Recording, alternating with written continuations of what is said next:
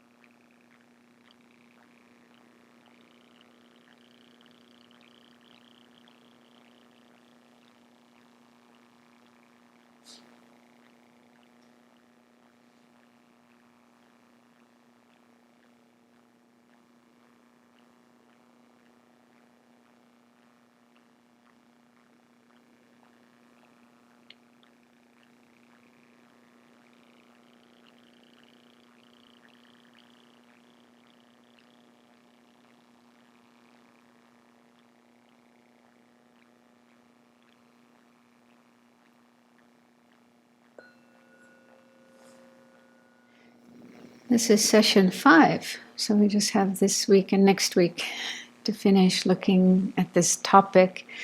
And so what we've been looking at is this text called Illumination of the Thought by Lama Tsongkhapa. And that is a commentary to Chandrakirti's supplement to the Middle Way. And specifically, we've been looking at the first couple of verses of Chandrakirti's text in which he praises compassion. He expresses homage to compassion because compassion is the root of all good things. It's the cause of the main cause of bodhisattvas, and then bodhisattvas in turn are the cause of Buddhas. Buddhas are born from bodhisattvas. Then Buddhas teach the Dharma, and through their teachings there arise beings like hearers and solitary realizers, and also other bodhisattvas, who then go on to attain these higher states, liberation, enlightenment, and so on. And then in turn, they benefit other sentient beings. So he's saying all of this comes about because of great compassion. So he's paying homage to compassion. And so last week we looked at verse number 3 of Chandrakirti's text, which explains the first of the 3 types of compassion, which is called compassion observing sentient beings. So this observes sentient beings, sees their suffering, understands their suffering, and wishes them to be free of it. That's just compassion in general. And then great compassion goes further. It actually takes on the responsibility to doing what has to be done to make sure that sentient beings are free of suffering. So that's specifically the kind of compassion bodhisattvas need to have. Okay, so before going on, at the end of the class last week, Venerable Tarpa asked a question about the last line in that verse, verse 3, which says, and then generating attachment for things, this is mine. So she said that when Geshe Lundrup was here, he said something about this that wasn't completely clear, something about attachment. So I had a look and a listen. And so what Geshe Lundrup said was, here, attachment refers not to ordinary, usual attachment. In this case, attachment is named after a kind of view of the transitory adhering to mind. So he seems to be saying that the word it is the word of attachment that's usually translated as attachment, but in this context it's referring to not an ordinary attachment, but this view of the transitory collection, jikta, that observes mine. Then he went on to say, is there a difference between attachment and the view of the transitory, adhering to mine and to I? His Holiness the Dalai Lama has said many times there is a common basis between them. And it's also taught by the fifth Dalai Lama as well, and Jamyang Shepa, he's a great scholar.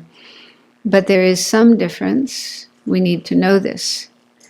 Panchen Sonam Drakpa has it a little bit different, but all of them are equally good. So he didn't really say more than that. So he kind of like dropped this little, hint, but didn't fully explain it. So I just feel we don't have enough information at this point in time to fully understand the point that he was making. And I looked in the commentary of Geshe Jumba Gyatso. He was the great Lama in Italy. He taught the first master's program. And so we have transcripts of his teachings on this text. He didn't mention anything about this. So my guess is that maybe in some commentaries that we probably don't have access to, there is this idea that, here attachment, Chandrakirti actually means the view of the transitory collection. There's probably debate and discussion about this, but, Geshe Lundam didn't elaborate on it, didn't go into it. And also I looked in, if you have a look at the file that we sent, Homage to Great Compassion, which is a chapter from volume 5 of the books Venerable is working on. If you have that handy. On page 9 of that file, it's called Homage to Great Compassion. That's the title of the file, but I think it's chapter 4 of a book which hasn't been published yet. It's the 5th volume of these books that Venerable Children is working on. And this particular volume is all about compassion. I think the title of the book is going to be In Praise of Compassion or something like that. And it talks about compassion and also bodhicitta, how to develop bodhicitta and so on. So there's a chapter 4 in this book, where His Holiness is talking about these verses from Chandrakirti and the 3 types of compassion. And so in this book, the way that verse is translated is somewhat different. So it says, this is verse 3. If you have the file, it's on page 9. So it says, like a bucket in a well, migrators have no autonomy. First, with the thought I, they cling to a self.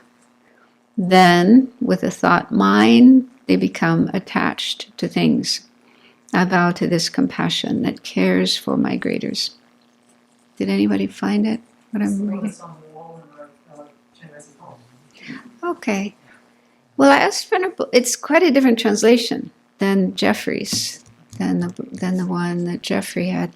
And I asked her whose translation it was, and she couldn't remember.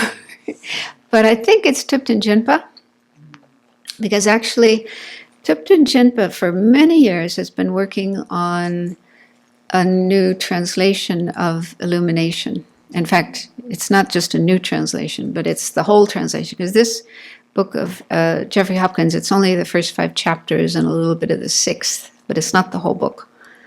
And so Thupten Jinpa has made a translation of the whole of Illumination of the Thought, Lama Tsongkhapa's commentary. And I think it's been in the works for a long time, but I heard it's going to be published soon. It'll be one of those big yellow books from Wisdom Publications that are called A Library of Tibetan Classics or something like Asian Classics. I can't remember. One of these huge. So hopefully that'll be out soon. So I do have an old version of it, a rough draft of it, and this does seem to be his translation. So in the third line then, it says, then with a thought mind, they become attached to things. So it's a different translation. And it seems that in this translation, there's two things: the thought mine, which is the view of the transitory collection, thinking mine, and then attachment, which arises from that. So they're separate, they're different, they're not the same thing. And also His Holiness's explanation, if you look down at the bottom of page 9 of that file, the last paragraph, he says, viewing the aggregates as under the control of this inherently existent person who makes them mine, the view of personal identity then grasps mine as inherently existent. From this, attachment to what makes me happy and anger at what disrupts my happiness or causes me pain, as well as other afflictions, arise. So it seems that he's saying, first there's the view of the transitory collection that views an inherently existent person, and then views the aggregates and makes them mine. And then from that arises attachment to what makes me happy, anger at what disrupts my happiness, and so on. So he seems to be saying attachment is the ordinary attachment that we normally understand. Attachment to all those things. So anyway, I did try to understand this point that Geshe Lundrup was talking about, but because he didn't fully explain it, and then the Dalai Lama's explanation is different. That I think my feeling is I'll just go along with what His Holiness said.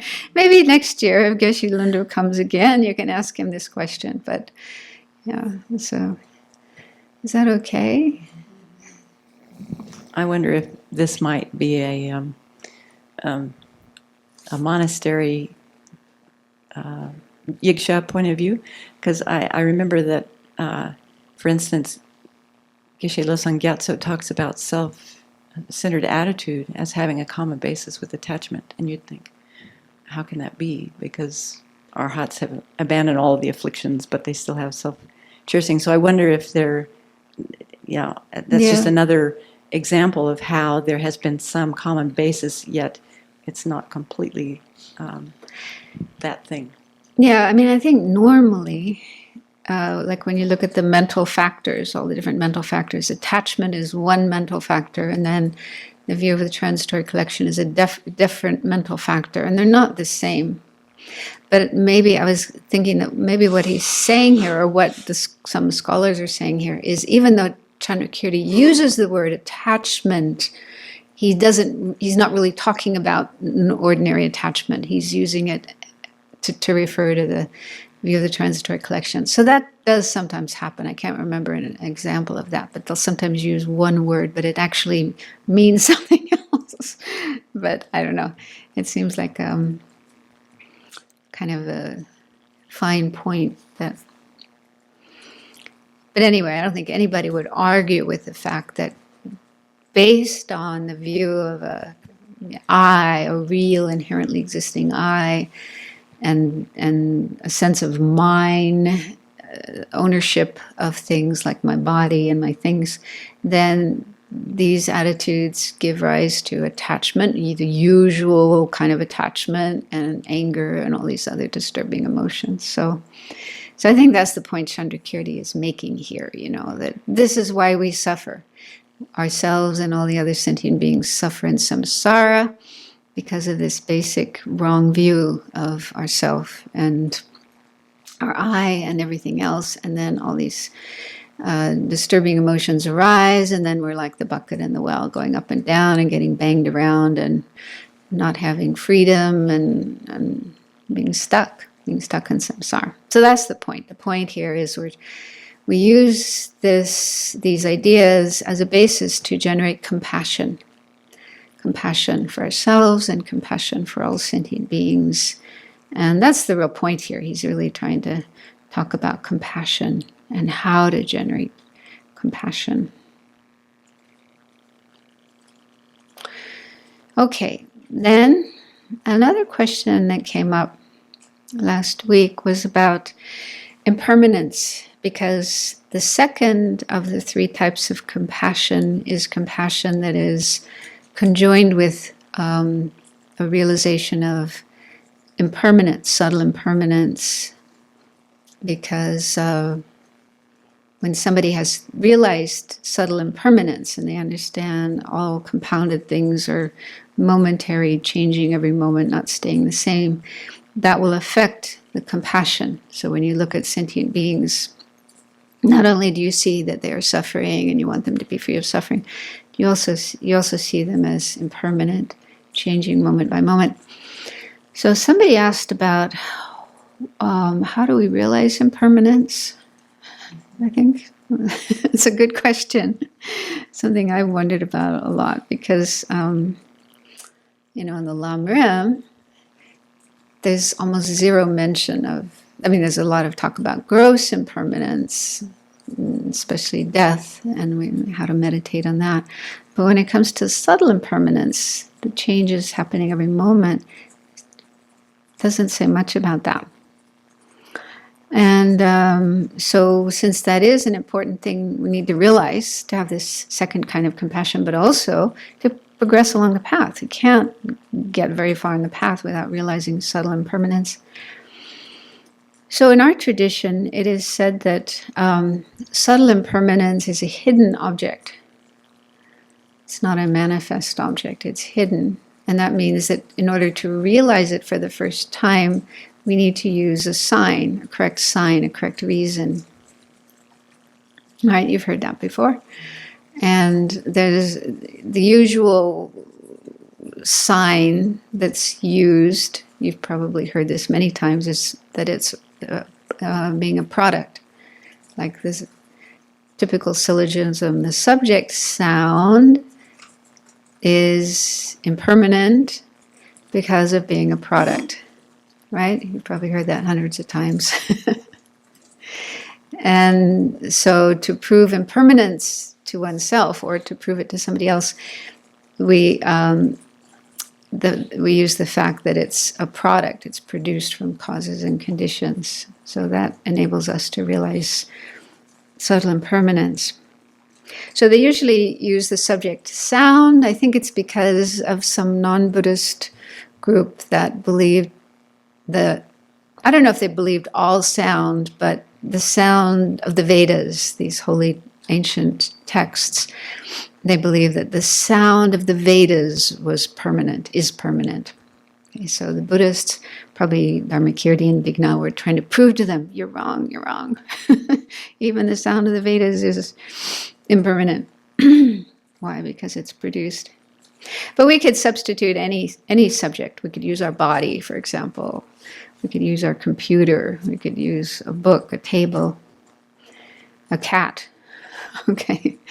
So we can put any subject there and say that is impermanent because of being a product. But for this to work, for this syllogism to bring about a realization of impermanence, what's needed? If you said this to anybody on the street, would it work? Would they realize impermanence? For us to realize it, because to try to encourage somebody else to have that understanding, we also have to have that understanding to present the syllogism in the first place. So how would we do it? Well, so you can present syllogisms to yourself, like in meditation. Yeah, you can meditate on this. But the point is, this syllogism, in order to work for either yourself or another person, what is required?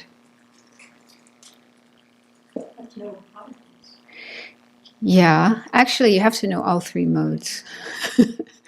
You have to know all three modes. You have to have already realized the three modes, which in this case, what would the three modes be?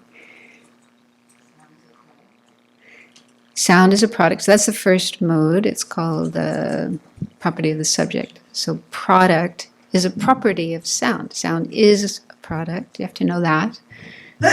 Then? Whatever is a product is necessarily impermanent, subtly impermanent. Yeah. So whatever is a product, whatever is produced is impermanent. Changes moment by moment. And then the reverse pervasion. Whatever is not impermanent is not a product. So that means you already have to have realized impermanence, right? Which is weird, right? You say, oh, you have to, this will enable you to realize impermanence, but you have to have already realized impermanence for this syllogism to work. Did you ever talk about that in your debate class or anywhere? We had an email conversation about this at one point in time. Does that make sense? It's like a catch-22 kind of thing. So how do you realize impermanence? I mean, what they say is you need to have already realized the pervasion on another object, they call it an example. Okay, so you must have already realized subtle impermanence on some other example. Then you'll understand, oh, whatever is produced is impermanent. Sound is a product, therefore sound is also impermanent. It's not so much a catch-22 because the syllogism isn't trying to prove impermanence. It's specifically trying to prove that sound is impermanent. Yeah. And so then you just have to have realized that products are impermanent and be putting... But that's the point. How do you realize a product is impermanent when impermanence is a hidden phenomena? It's not something you can see. And with your the eyes. realization could be just an inferential realization rather than a... But to have an inferential realization, you have to use a correct sign, a correct reason. And then to have an to have that become an inference, then you probably have to have a correct assumption before that. I mean, yeah, otherwise it is a catch-22. But So I asked my friend, Venerable Punsok, in Ganden Monastery. He's this monk who's been studying for 17 years. And so I wrote to him, and here's his answer. He said, in order to realize subtle impermanence for the first time, you need to first realize gross impermanence and then gradually move on to a more subtle object. For example, you first understand that the last moment of a butter lamp is impermanent.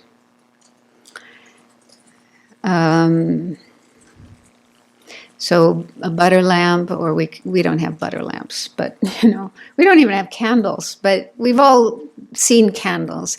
And I like to think of the kind of candles, I think they're called tapers. They're very long, tall, the ones you put on your dining room table, So they're it's easy to see how they're impermanent, they kind of decrease over time.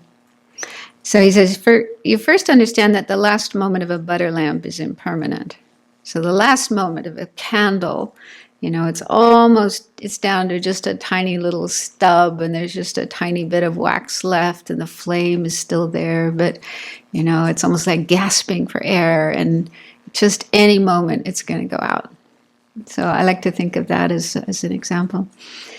So you gradually understand that it doesn't last one day, then 1 hour, 1 minute, 1 second, and finally that it doesn't last 1 moment, at which point you understand subtle impermanence.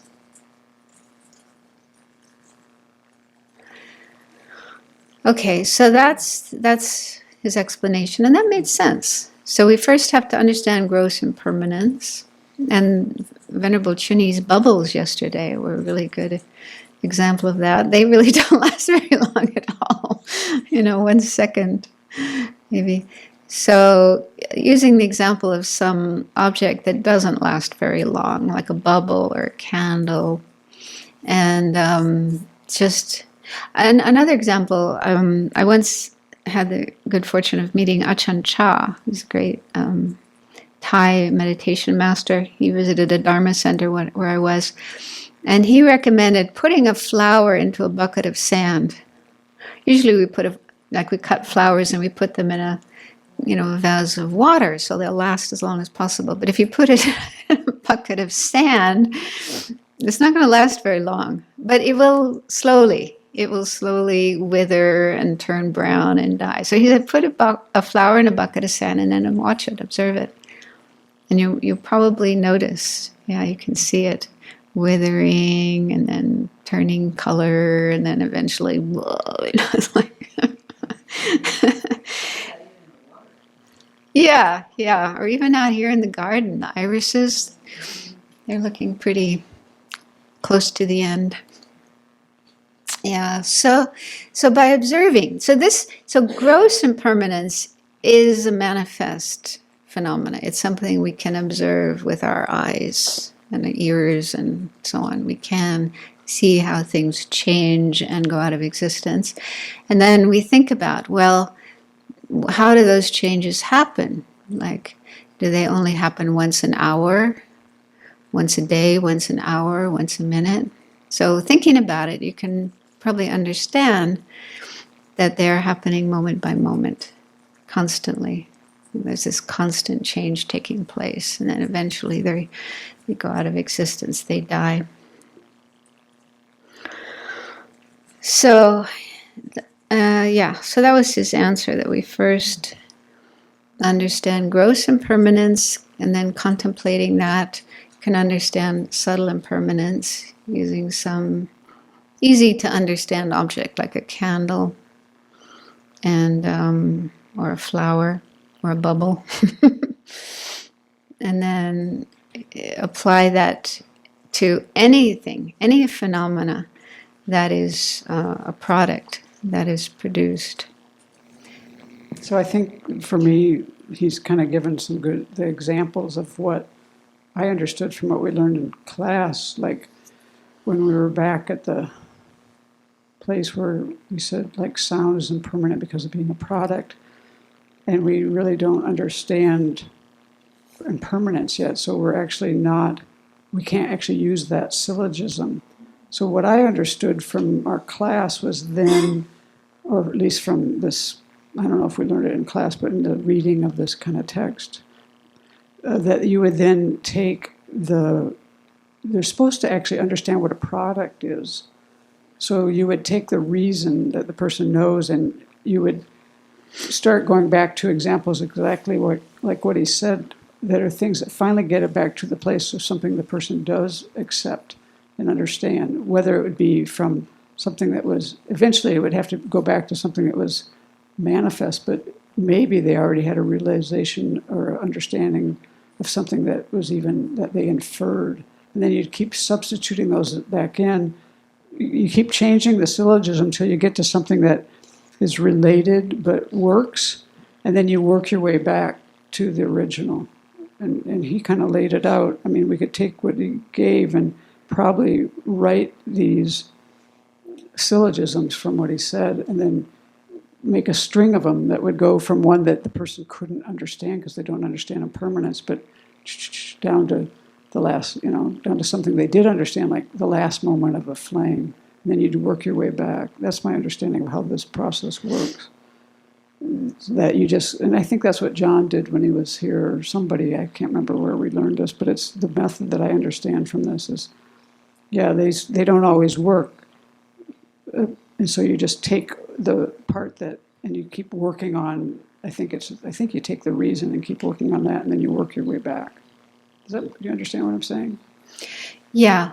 I mean, I've heard it explained like that, the person has to have already developed their mind to a certain point where they are able to get that realization, because they already know that that's the most important thing, to understand that pervasion, whatever is produced is But see, somebody would understand permanent. the last moment of a flame. Maybe that's where you'd start. So the person who was really skilled in this I'd have to do this on paper and think about it. But like Geshe Dorje Damdul, when he was here, he could do this like that, and he would just take us, and he would he would take it to the place where you could take it to the place where you see, like, realize they weren't understanding this first thing because they didn't really know what impermanence was. He would take to a place where you did know something and could build up from that, and then by that you'd get to the place where they did understand impermanence, and it would probably be gross first. That's how I understand the process. I think we could actually do this with what your friend wrote. If we sat down and thought about it, I think we could come up with syllogisms that would incorporate what he said. I Yeah. hope. But something that I used to think about, it's easy to see with something like a candle or a bubble or a flower, easy to see how it's changing moment by moment. But other things, for example, an electronic project, like a computer, these are produced and they might sit in a box in a warehouse for a long time before they're even sold. And even if somebody buys them and puts them in the shelf and doesn't use them for a long time. So, it's not so easy to see how that is impermanent. That seems to be much more solid and unchanging. Yeah? So how do we... If you can get to something that you can understand and you can realize it's a product, and you can also realize that computer is a product, you kind of have to start making the connections. When I think about the computer, I have to come back to my own experience of having a computer and then it breaks. So if I start there and I understand why it broke, often, you do the connection or the keys stick or what. And then, so I have to start with something I've experienced and then kind of go back and see when it was first brandy new compared to what it is now broke. I can start getting a little sense of that. So I think to bring our own experience in is really important so that we can connect with it. But I guess what I was saying was, once you start using something, then it can start breaking down and get scratched and so on and so forth. But often things are produced and then they're just sitting in the box, not being used maybe for years. Nobody buys them. They're sitting there in the warehouse, So how are those impermanent? That's a little harder to... So according to this teaching, they're actually changing every single minute, every single second, even while they're sitting there in the warehouse. Nobody using them. you have to go to the atoms then. You have you have to get into that mind. Well, so then we bring in Western science and how things are made of these tiny little particles and they're not fixed, they're moving all the time. But they don't talk about that here. They say just because something is a product, just by that itself, that makes it impermanent.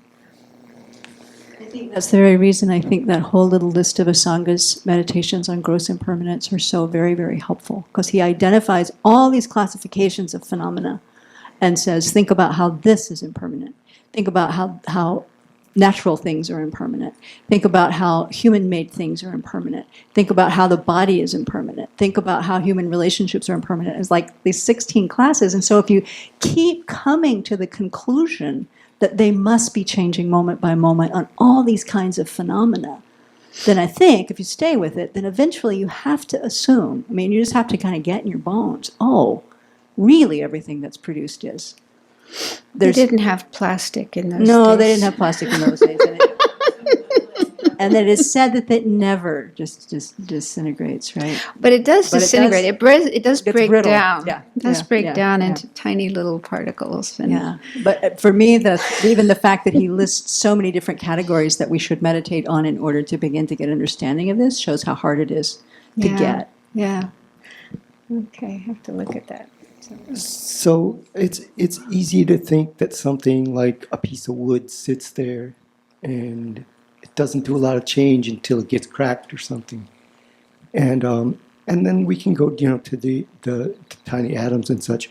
A friend of mine makes violins and he cures wood.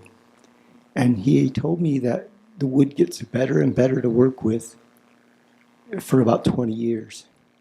And then it gets more brittle after that. So even though it just seems to be sitting there, and we know it dried out in the first couple years, and we see that change, there's this change going on that we don't perceive. But when he goes to put his tools in it, it's brittle and wants to crack and stuff later. And even if you put a museum piece, in a case somewhere, and you could keep a roof over it for a long, long time. It's changing. And it's changing on a bigger level than the atoms, more on a molecular level.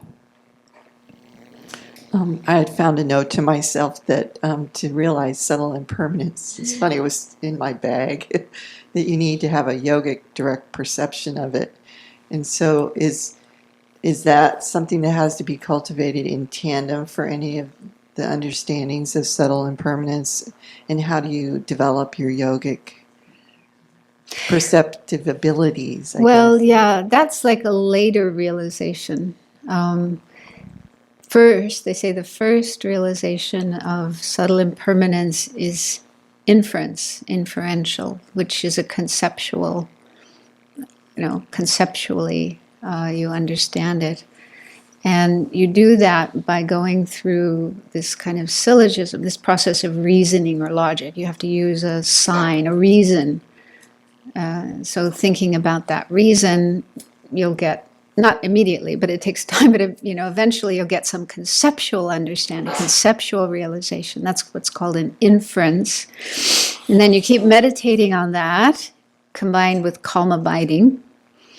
You have to have super strong concentration. And that eventually becomes the yogic direct perception. That's when it's not conceptual anymore, but your mind directly sees subtle impermanence. That's how it's explained in this tradition. But I've heard in the Theravada tradition, maybe some of you have heard this as well. I don't know if this is official, but I just heard it from a practitioner, that they say that they of course want to realize impermanence too, but they do it by means of mindfulness. Like the 4 close placements of mindfulness, where you just pay really, really, really close attention to everything that's happening with your body, your feelings, your mind, phenomena. So just by having this super, super, super strong momentary, like every moment, what's happening every single moment, you realize impermanence. You come to see impermanence. You come to experience impermanence. So I used to wonder, well, they seem to do it just by meditation. They don't use logic. They don't do debating, So our tradition says, no, you have to use logic. You have to use a reason. So I wondered if there's a contradiction there. But maybe not, because what my friend Punsuk said, he said, first you understand gross impermanence, and you do that just by your observation, just by observing that things are changing. And that, you keep thinking about that, you eventually come to realize these changes aren't happening just occasionally, but they're happening constantly, every minute, every second. So maybe it's the same with in the Theravada tradition. I mean, they do, of course, read and recite the teachings of the Buddha, the sutras and the commentaries and so on. So they know what the Buddha said about impermanence. They know what the great masters of the past have said about impermanence. So they do know about impermanence conceptually, intellectually, and then they're watching. Super, super strong mindfulness. They're watching, and they probably, it's the same kind of process. They're seeing the gross impermanence, and then in time, eventually they see subtle impermanence as well. But even though they may not use debating the way Tibetans do, but they still have some kind of reason in their mind, some kind of logical process going on in their mind as to why things are changing every moment. Because it's one of the marks of existence. In the Theravada tradition, they talk about 3 marks of existence.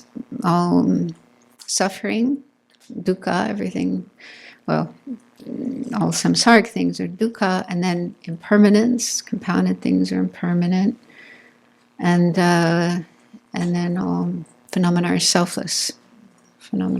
So they are thinking about those, meditating on those, and coming to see them in their own experience. So, I don't know. I mean, I'm still far away myself from understanding impermanence, still trying to work on it. But I guess you use whatever means you can, whatever information and experience in your meditation and your observations of the world around you and your body. You just use all of these means to get the realization of impermanence. So did that make sense, Tracy, what I explained?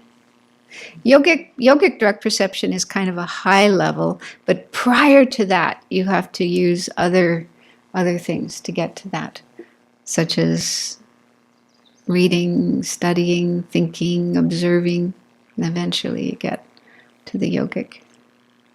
So the Theravada would be more exploring it from the yogic Experiential. perceptive, the experiential development of that skill and ability rather than the debating ground. And I also used to wonder, it really puzzled me, why does being a product prove that things are impermanent? And what I came to, we discussed this actually in our master's program class, and it seemed to make sense that being a product means it depends on causes and conditions, okay? Causes and conditions come together for this phenomena to arise. And those causes and conditions, they themselves are impermanent. They have to be impermanent. They have to change in order to produce this new phenomena, like a seed, for example. If a seed didn't change, it would not be able to grow into a plant. If it stayed always as a seed, permanent, fixed, frozen, unchanging, it could never turn into a plant. So the seed has to be impermanent for the plant to arise. And so since the seed, the cause, is impermanent, then the result also has to be impermanent. You can't have a permanent result coming from an impermanent cause. That wouldn't make sense, right? So, since the causes and conditions are impermanent, the result of those has to be impermanent. So that's what I thought of that helped me, that made sense to me. Does that make sense? Venerable? I also thought that if something is produced, there's a time when it doesn't exist. So therefore, it doesn't stay the same all the time. It's there, or it's not there, and then it's there, and then it's not there again. Yeah. So if you look at it in like a timeline perspective. Yeah, yeah.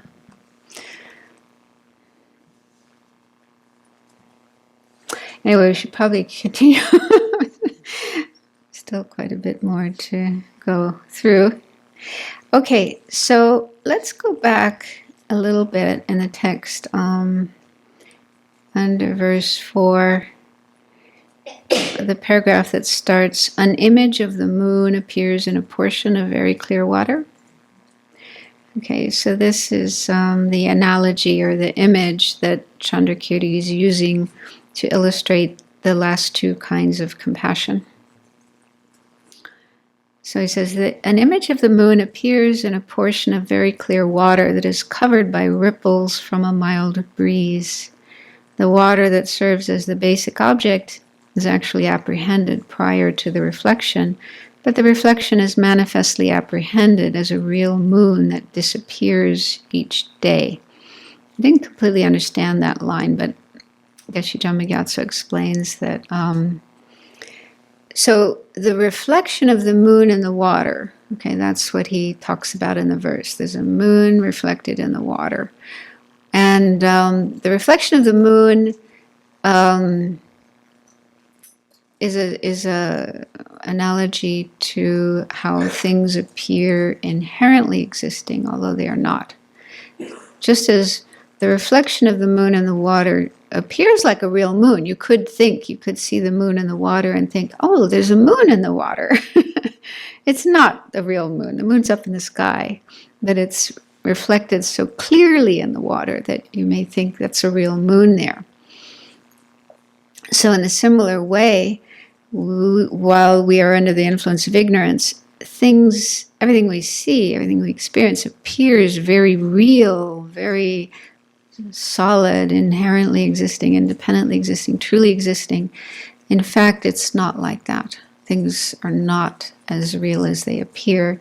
similar to the reflection of the moon in the water. It appears, but it's not real as it appears. And so the moon's reflection symbolizes inherent existence, the appearance of inherent existence. And then this moon only appears during the nighttime. It doesn't appear during the day. Okay, so during the day it doesn't appear in the water, but then, the sun goes down, the moon comes up, then again that appears. So it's impermanent in that way. It comes and goes. Sometimes it's there, sometimes it's not. So that, the fact that the moon is sometimes there and sometimes not, and the water represents impermanence. That's more like gross impermanence. But then he also talks about how the surface of the water is rippled by a breeze, and so the reflection of the moon isn't steady, but it's moving and changing. So that's more like subtle impermanence. So this is just kind of explaining this analogy. The excellent ones, namely beings who are skilled in these ways, see momentary impermanence and the emptiness of the nature of the moon as it appears to be. As in the example, bodhisattvas who have come under the influence of compassion also see sentient beings in an ocean, the view of the transitory, which is filled by a vast blue river of ignorance. So the ocean, or the body of water, represents the view of the transitory collection. And then there's a river running into the, seems like it's more like a lake rather than the ocean. But anyway, the river is ignorance. So it's ignorance that's kind of feeding this body of water. They see that this ocean in which sentient beings abide is stirred by the winds of improper thought. Okay, so the wind that's stirring the surface of the ocean are afflictive emotions, wrong thoughts, bad thoughts, and so on. And that the reflections of beings' own wholesome and unwholesome actions, which are like the moon in the sky, are reflected in front of them. Bodhisattvas see sentient beings with the suffering of composition, momentary disintegration, descending on them, and they see beings as empty of inherent existence. And as explained earlier, their great compassion arises from reflecting on the pleasantness of sentient beings and on the ways in which they wander in cyclic existence. Even though the view of the transitory is ignorance, Chandrakirti explains ignorance separately as a river flowing into the ocean of the view of the transitory, because he's referring to the ignorance inducing the view of the transitory, the apprehension of a self of phenomena. So the view of the transitory collection is a particular kind of ignorance. It's specifically about I, mine, me, viewing I as inherently existing. So it is a kind of ignorance, but there's other kinds of ignorance as well. For example, ignorance seeing our body, our aggregates, as inherently existing, seeing other people and beings and phenomena as inherently existing. So there's many, many different kinds of ignorance. So ignorance of other things, ignorance of phenomena, thinking all things are inherently existing, is like the river flowing into this ocean of the view of the transitory collection, sort of feeding it and increasing it. So this is kind of a point about what is the real cause of our suffering, the real cause of samsara. So like I say, I think this analogy is a little complicated, but in this file that I sent from volume 5 of these books of His Holiness, down on page 12, bottom of page 12, His Holiness explains the this image, I think, a little bit more clearly. It says, in a clear pool of water shimmering with ripples caused by a breeze, the reflection of the moon appears. The excellent ones who understand its nature understand the impermanence of the reflection and also know that it is empty of being a real moon. Similarly, bodhisattvas under the sway of compassion see sentient beings suffering in the ocean of the view of a personal identity, that's the view of transitory collection, which is continuously filled by the vast river of ignorance. The water is stirred by the wind of distorted conceptions, and the reflections of sentient beings' virtuous and non-virtuous karma are like the moon in the sky that is reflected in front of them. In this way, wise bodhisattvas see sentient beings as disintegrating in each moment and as empty of inherent existence, and generate compassion for them. So that kind of, for me, makes it a little more clear. Image. Okay, continuing. At this point in his commentary, Chandrakirti says that the three compassions are distinguished by the objects that they observe, not by their subjective aspects. So this term subjective aspect, I've never come across a definition of it, but His Holiness says it means the way that the mind relates to the object. How is the mind relating to the object that is perceiving? Okay, so he's saying here that all three types of compassion have the same subjective aspect, the same way that they relate to the object, sentient beings, meaning that wishing them to be free of suffering. So he says, therefore, all three types of compassion have as their subjective aspect the wish that sentient beings be freed from suffering. They are thereby similar in that they observe sentient beings. So all three types of compassion observe sentient beings, that's the object, and the aspect, the subjective aspect is seeing their suffering, feeling it's unbearable, wanting them to be free, wanting to help them, and so on. Therefore, all three types of compassion have as their subjective aspect the wish that sentient beings be freed from suffering. They are thereby similar in that they observe I read that already, sorry. In discussing the first type of compassion, Chandrakirti says, in stanza 3, compassion for transmigrators. And in discussing the latter two types of compassion, he says, evanescent transmigrators. In this way, he shows that sentient beings are the objects observed. Still, compassion-observing phenomena does not observe just sentient beings, but sentient beings who momentarily disintegrate. Therefore, the objects of observation are sentient beings qualified by momentary impermanence. So the second type of compassion sees sentient beings, wants them to be free of suffering and so on, but also sees that they're changing every moment. They're not permanent. When one determines that beings disintegrate momentarily, the existence of a permanent, unitary, and self-powered person is eliminated for one's mind. So that's the type of person or self that some non-Buddhists believe in, assert, teach. And Buddhism says, no, there's no such thing. So with the understanding of subtle impermanence, you also come to realize that there can be no permanent, unitary, self-powered self, a person. So you clear away that wrong view. Thereby, one can ascertain the non-existence of sentient beings who are different entities from their mental and physical aggregates. So then you also understand there can be no sentient being that's separate from or different from the body and mind, the aggregates. At that time, one understands that they are designated to the mere collection of the mental and physical aggregates. Sentient beings who are designated to the mere phenomena of the aggregates and so forth serve as the objects of observation, and thus this is called compassion-observing phenomena.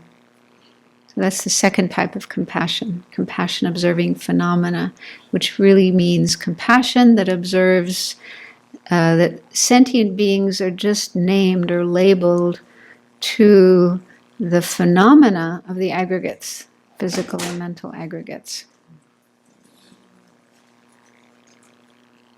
that make sense? Sort of. I mean, it's subtle, of course, but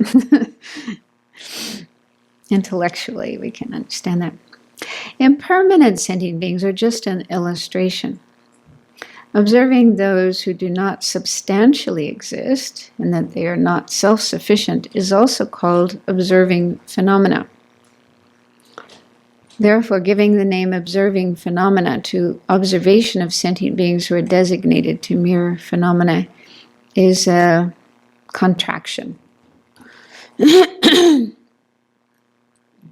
So what this means is, with this second type of compassion, one can also understand that sentient beings are empty of a self-sufficient, substantially existent person. That's a more subtle, mistaken view of sentient beings. They have this self-sufficient, substantially existent kind of self. So one also realizes that. And then again, seeing sentient beings, knowing that they don't have that kind of self, and feeling compassion for them. This is still included in this second type of compassion. So the second type of compassion can involve seeing sentient beings as momentarily changing, impermanent, seeing sentient beings who lack a permanent, unitary, independent self, and seeing sentient beings as empty of a self-sufficient, substantially existent self. So those are like different levels of the way in which you see sentient beings with this second type of compassion. So then he moves on to the third type of compassion, which is called compassion observing the unapprehendable. Compassion observing the unapprehendable also does not observe mere sentient beings. It observes a special object, sentient beings who are empty of inherent existence.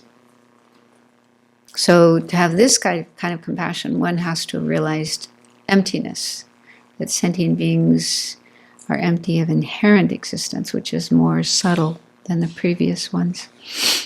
Unapprehendable means not truly existent and refers to the referent objects not existing in the way that it is conceived to exist by a consciousness grasping at signs of inherent existence. Though the referent object is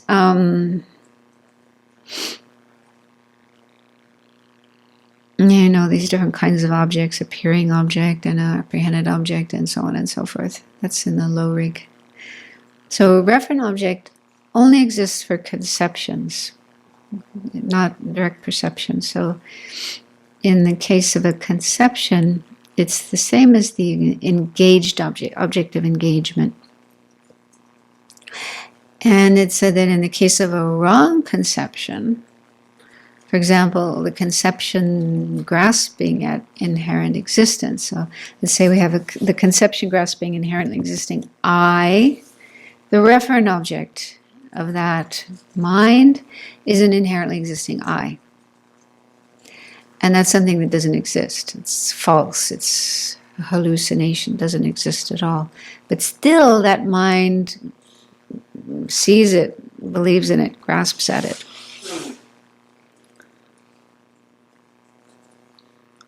So in the case of this wrong conception, believing in inherently existing I, the referent object doesn't exist. But in a correct conception, for example, if you have a conceptual understanding of emptiness, the referent object would be, I think, the mere I, the I that does exist, merely labeled I. So here he's talking about a consciousness that grasps at signs. Consciousness grasps at inherent existence. So for that consciousness, the referent object would be inherently existing I, and in fact, that doesn't exist the way it appears. So our challenge here is to realize that, get rid of that for yourselves from that belief in an inherently existing I. So giving the name observing the unapprehendable or unapprehendable compassion to the observation of sentient beings qualified by absence of true existence is a contraction. It's a short form. So this is compassion that observes sentient beings who are empty of inherent existence or true existence.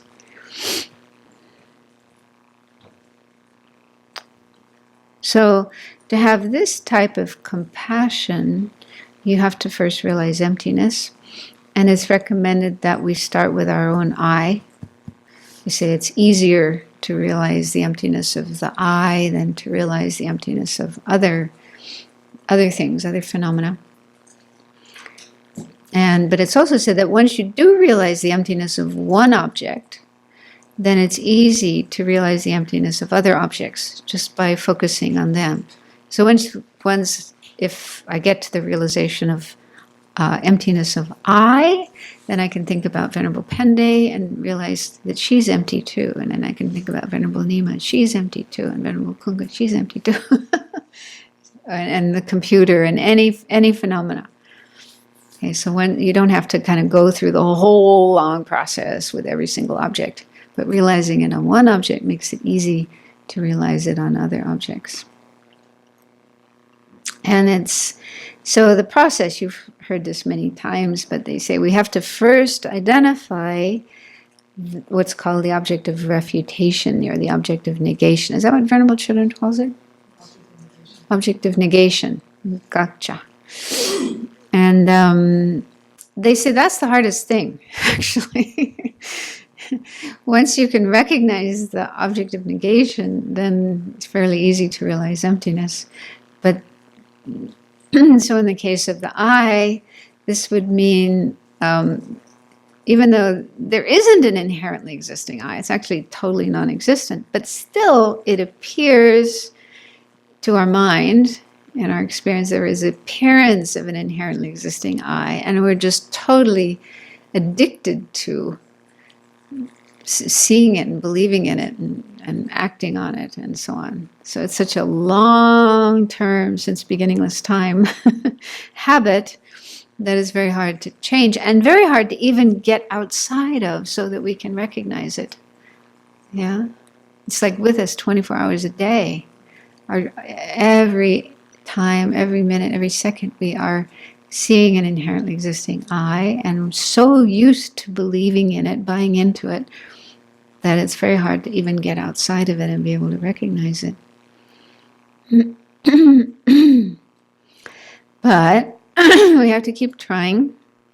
And they also say it's really good to do a lot of purification practice to clear up the mind. Because as long as the mind is full of a lot of disturbing thoughts and emotions, blah, blah, blah, blah, blah, and all kinds of emotions coming up, then it's very hard to have the clarity of mind to be able to see, how we see ourselves and recognize the object of negation. So purification is a very important complementary practice to this process. Purification, but also building up merit, accumulating merit, making the mind more full of positive energy. So those two things, that's why we need to do a lot of purification and accumulation of merit. It really helps in the realization of emptiness. And also developing concentration. That's also really needed, because if we can't concentrate more than 10 seconds on something, then it's very hard to get anywhere in this meditation. So lots of other practices assist in the process of realizing emptiness. But yeah, we have to recognize this object of negation, the inherent existing I, and then use various reasonings, such as dependent arising. That's called the king of reasonings. Just seeing how things, whatever exists, doesn't exist independently. Everything is dependent on other things. The 4-point analysis, which is the one that's usually explained in the Lam Rim. If it exists, it has to be either one or different. Chandrakirti's 7-point analysis, which is actually a further expansion of that. 7 different points. Have you learned that one? Yeah, so there's different reasonings. And then eventually you realize there is no inherently existing I, and that actually vanishes. The inherently existing I kind of just vanishes, but everything else vanishes too, including your aggregates, your body, your mind, your everything. Everything kind of disappears. All conventional things disappear. That's during your meditation itself. But then when you come out of your meditation, things will appear again, your body, the environment, and so on. But your mind is influenced by the realization that you had. And so things don't appear as solid as they did before. They don't appear so real, inherently existing, independently existing. I think a good analogy is, when somebody first sees a television or a movie on a screen, and they don't know what's going on there. They may think there's real people there on the screen doing things. But those of us who understand how that works know, even though it appears like real people, but we know they're not real people there in the screen or behind the screen. It's just an appearance because of, the whole mechanism of making a video and then projecting it onto a screen and so on. So, we kind of don't take it so seriously as somebody who thinks it's real. So I guess it's similar to the process of realizing emptiness. After realizing emptiness, things will still appear real and inherently existing, but you know better. It's not like that. You know why they appear that way, and they don't really exist that way, so you don't take them so seriously. But of course, we have to be careful not to go too far and think that means things don't exist at all. They do exist. There is a conventionally existing, merely labeled person over here, and also other sentient beings, especially on the Bodhisattva path. Because if you go too far and you think there's no sentient beings at all, the nihilistic view, then what's the point of meditating on love and compassion? What's the point of working so hard to reach enlightenment so that you can bring all sentient beings out of samsara into enlightenment? Everything wouldn't make any sense anymore. So if you do get to that point where you think there's no sentient beings to be helped or to be harmed, then it's very dangerous.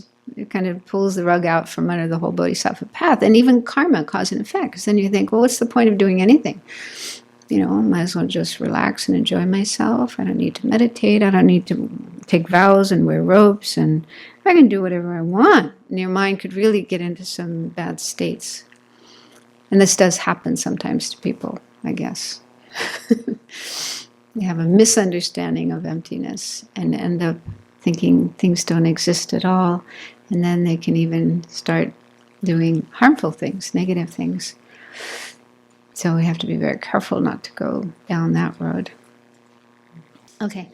Many Tibetan commentators say that the second compassion observes momentary disintegration and the third observes the absence of inherent existence. These are explanations by those who have not understood well the subjective aspects and objects of observation of these two compassions. So they got it wrong. For it is necessary to assert that both have the aspect of wishing that sentient beings be freed from suffering, and if momentariness and the absence of inherent existence were asserted as the objects of these aspects, then a single compassion would have two discordant aspects as its mode of apprehension, because the second would also have the aspect of realizing momentariness, and the third would also have the aspect of realizing the absence of inherent existence. So, there seems to be a rule somehow that a mind can only have one subjective aspect at a time, only one subjective aspect per mind. And it's not possible for one mind to have two or more subjective aspects. So it wouldn't be possible. So we've already looked at how compassion, the subjective aspect of compassion, is to see sentient beings and how they suffer, and feeling their suffering is unbearable and wanting to help them. So that's the subjective aspect of compassion, right? Wanting to free sentient beings from suffering. And seeing impermanence or seeing emptiness of inherent existence is a different subjective aspect. And so it's not possible for compassion to have those aspects as well. So people who say that, compassion viewing, compassion observing phenomena sees impermanence, sees momentariness. So how do we work this out? So the next paragraph says, therefore, sentient beings qualified by momentariness and the absence of inherent existence are put as the objects of observation of these two compassions.